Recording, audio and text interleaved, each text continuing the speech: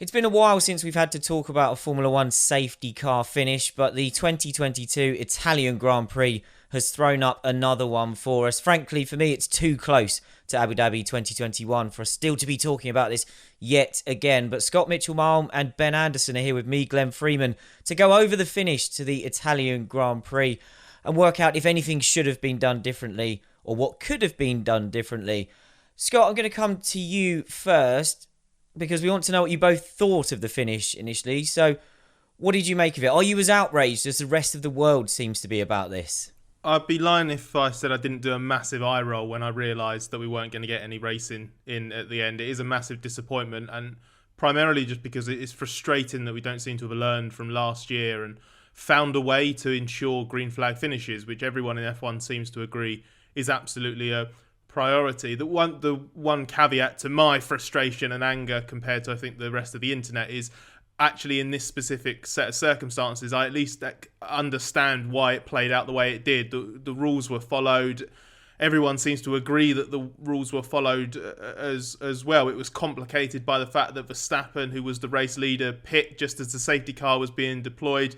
It then took ages as everyone else came in for pit stops to actually get everyone in one big queue, which is what you need to then let the cars behind the safety car go past so that it can actually get the right race leader. So this wasn't a case of the safety car missing the race leader or going out at the wrong time or anything like this. It was just one of those things. Ricciardo's recovery was so... I understand all of that. I'm just frustrated that we're in a situation where we're even dependent on circumstances. I really think we should have something in place that actually allows green flag finishes. Yeah, that's the thing for me. I just wish there was a way we could make sure we had a racing finish. But as you say, at least this time, all the correct rules and protocols were followed.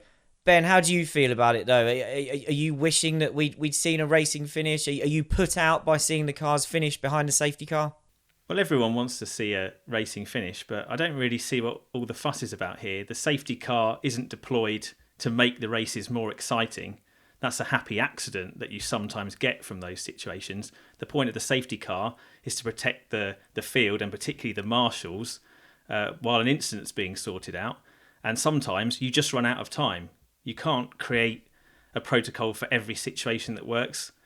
In this situation, if you try to have a restart with 1 lap to go, 2 laps to go, it's a very drawn out procedure. The race is almost over. In the case of Monza, the race was a damp squib anyway. Verstappen was running away with it. Ricciardo broke down. Maybe you could have left that car out there under waved yellows, but that's controversial given what's happened in Formula One fairly recently.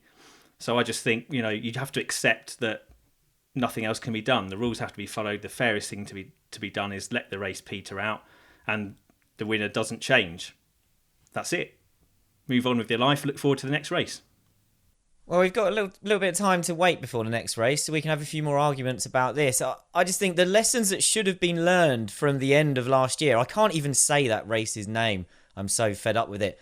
The lessons that should have been learned was a better system than this far into the 21st century, still ending a race under full course yellow, effectively. I just think we've seen it done before. Red flag it, have a dash to the line. It's brilliant entertainment. It's technically fair because everyone can change tyres. Scott, what would you do? Ben seems to be willing to take it on the chin. I'm not. Where do you stand on this? Yeah, I understand that some people in life just like eating plain bread sandwiches and watching paint dry and stuff like this, but I just don't fit into the same category as Ben, I'm afraid, so I completely disagree. I tell you what, I was pretty much of the same opinion until Baku happened last year. And we had that 2-lap sprint at the finish. And I thought that was absolutely brilliant. It completely changed my perception of it because I think it was one of those things where the idea, I think in principle, I didn't like. It didn't feel very sporting. I kind of, exactly what Ben was arguing, sometimes it works in your favour, sometimes it doesn't. Then it happened in practice and I was like, actually, this is so much better than finishing under the safety car. So I do think that there are simple ways of doing this. I don't really understand why F1 can't make it so that red flag at the end works. If you've got X% of the race to go, then just throw the red. Speaking to Andreas Seidel after the race, he was saying that isn't as simple as it sounds, but declined to elaborate why. So I'd love to know exactly what the reason for doing that is, apart from the fact that it adds 15, 20 minutes on to the race. I don't think that's a problem if you get a proper sporting spectacle at the end. But the other way of doing it, which doesn't create a massive sort of a temporary suspension of the race before it resumes, is to basically have a built-in period of extra time. We've seen this, this is very much a football ball sport concept, but we've seen it introduced in Formula E over the last year. In British touring cars, you can have up to 3 laps added to the race if you spent that time under the safety car, and then beyond that it doesn't matter, you have a maximum of those 3 laps. So I think I see no reason why Formula One can't seriously explore that without changing any rules. But even if you did and you had to add 4 or 5 kilos of fuel to the starting limit, just do it. Now, you make that sound so straightforward, but viewers of our channel who pay close attention will have seen a video that was voiced by you, I think, about how outrageous it was, how heavy the cars have got. Are you really advocating adding another 4 or 5 kilos to the starting weight limit just in case we get a situation like this? Do we really want to make these cars even heavier? The cars are a million kilos heavier now than they were 6 months ago already, because of the ridiculous way that F1 cars get fatter. So adding 5 kilos now, I'm not going to notice that difference at the start of a Grand Prix.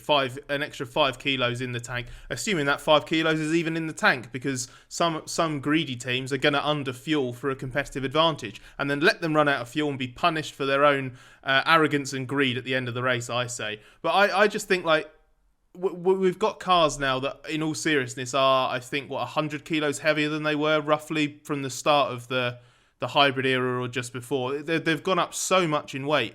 What's an extra 5 kilos if it gives you baked-in protection against this kind of thing? Because so often it does feel like all we need is that extra lap or two. I just don't understand why we can't have a system that gives us that.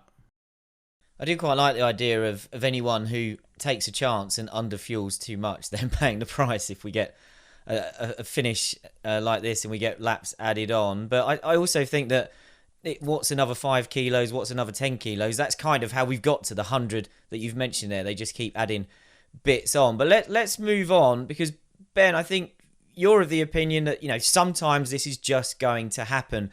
Those that are against it would say sport and entertainment have to go hand in hand now. Where are you on how F1 fits into that? Do you think that the purity of the sporting show means that entertainment should be cast aside in these situations?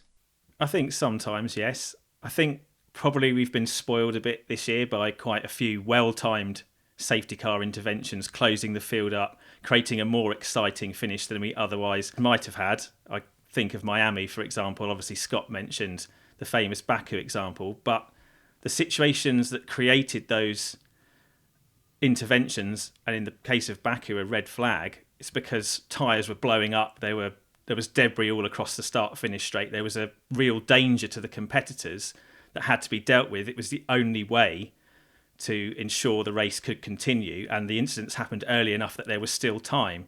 If you have a situation like Monza and a red flag, where's the cut-off first off for a red flag? Do you start throwing red flags for relatively minor incidents just to create a more exciting finish? Do you then have every race finishing in those situations just because the leaders got too far ahead?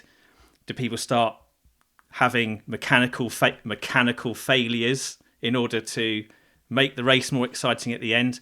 I get that everybody wants to have excitement and a rich experience of spectacle, but you can't always have lobster thermidor, roast lamb, wine on tap. Sometimes a bit of boring plain bread is just what the Constitution needs.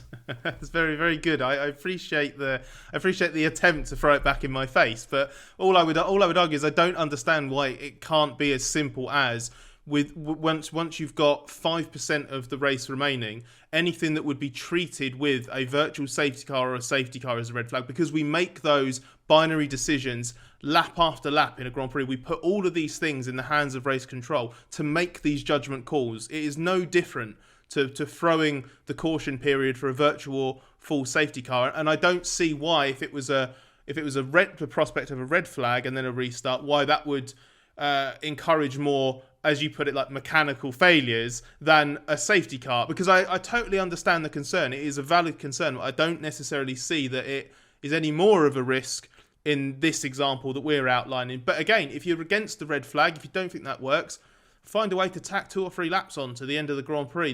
Let's have these finishes, because F1's exposing itself to a bigger and bigger audience all the time. It's booming at the moment over the last 2 or 3 years.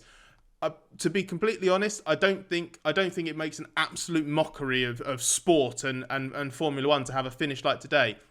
But if I'm new to the championship and I'm tuning in and watching that, I don't know. I think it would put me off a little bit whether or not I think about watching another one.